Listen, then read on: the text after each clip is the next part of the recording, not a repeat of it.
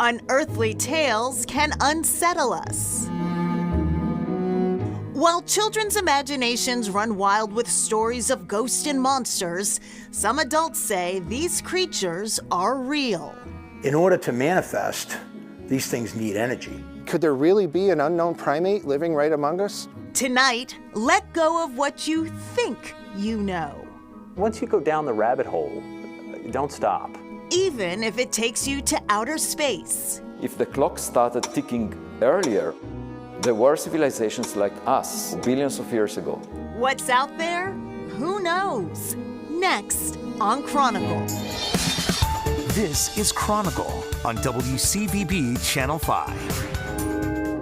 We begin at the Bellingham Public Library, where we meet Jeff Belanger, an author, podcaster, and TV host. He often reports on New England legends and the paranormal. People truly believe these myths and legends. It makes people uncomfortable. However, religion is also myths and legends as well, with profound supernatural implications. And so it's not really a stretch if you believe in a god or a devil or multiple gods or reincarnation. It was a large house, absolutely. Belanger covers everything from historic haunts to ghosts and UFOs. Do you believe in these kinds of stories yourself? Yes, I do believe a lot of these stories because they stick around. I have all the same struggles that you do with it, and yet people who are reliable folks have nothing to gain and everything to lose by sharing the story. It's a tough subject to talk about, but who doesn't love a good mystery? That mystery is Bigfoot, also known as Sasquatch. This is no tall tale for Jonathan Wilk. He's a former park ranger and small business owner turned Bigfoot investigator. The earliest documentation that we can find in North America comes right from Massachusetts, 1765 from North Adams, Massachusetts. Wilk says Bigfoot has long been described as a shy, nocturnal, ape-like creature standing 7 or 8 feet tall. You have people not only just in New England, but all over North America and up into Canada that report the same type of creatures. Bipedal, covered in hair, nomadic, and elusive. Wilk runs Squatchachusetts, a chapter of the Bigfoot Field Researchers Organization, which tracks reports nationally. Over the past dozen years, Wilk says he has investigated 60 to 70 reports, most of them in western Massachusetts. This is the thermal imaging camera. We also carry parabolic microphones. The goal? Evidence, of course.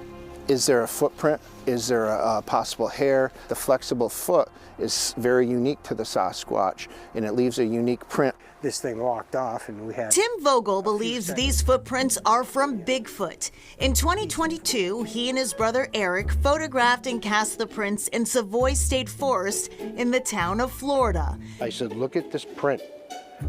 It's plain as day. And what about the sounds? Mostly here in Massachusetts is a whoop, like a gibbon type of a noise. And we don't have a lot of gibbons running around Massachusetts. This is no monkey business for believers, but a body has never been found. The most famous and often derided video was shot back in 1967 in California. Skeptics may scoff, but Matthew Moniz says Bigfoot should be taken seriously. There's never really been any collective, unbiased studies of quote-unquote the unexplained. It's the 800-pound gorilla in the room where they just go, well, never mind. David McCullough just hopes the watch for Squatch pans out. Just having a really good sighting, a clear Class A sighting where I know all these years have been worth it. Seeing the dead can also be a hair-raising experience. I know people who really want to have these experiences who don't, and I know people who could care less about these experiences and seem to have them. A famous ghost is said to reside here at the Providence Athenaeum. Open since 1836, the Athenaeum is a member-supported public library. Many illustrious figures have wandered these halls, including Boston-born writer and poet Edgar Allan Poe. Head of Research and Library Services, Stephanie Avoyan. We can kind of set the scene in the year 1848. Avoyan says a widowed Poe was courting Sarah Helen Whitman, a well-known Providence-based poet. Poe was still looking for someone that he could marry and partner with. He was looking for a literary partnership. When Poe proposed, Whitman said yes, on the condition that he stop drinking. He agreed, and the wedding was set for Christmas Day, 1848. 2 days before that, while they were here at the Athenaeum, someone came in with a note for Whitman claiming to have seen Poe out drinking that morning and the night before. So she called off the wedding, and Poe left Providence that night on the 6 p.m. train. The two poets never saw each other again, and then Poe was dead within a year. Historians can only guess who gave Whitman the letter, says Avoyan. Her mom wasn't a great fan of Poe's. Rumors of Poe's ghost have been associated with the Athenaeum ever since. Instead of trying to push through it, give yourself a little bit of pause. Okay. Eliza Collins runs a wellness business specializing in burnout recovery. She also reads tarot cards. Recently, while doing readings in this room, she says she saw something.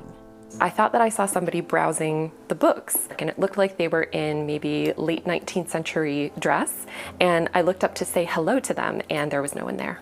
Was it Poe? Who knows? I've heard claims that he might be here because it's one of the last places he was actually happy. I work in medicine during the day, and I'm a very rational person, but I like to think that this type of thing exists. It helps me believe in something bigger, and as long as it doesn't hurt anybody else in the process of doing that, I think it's a great option for people.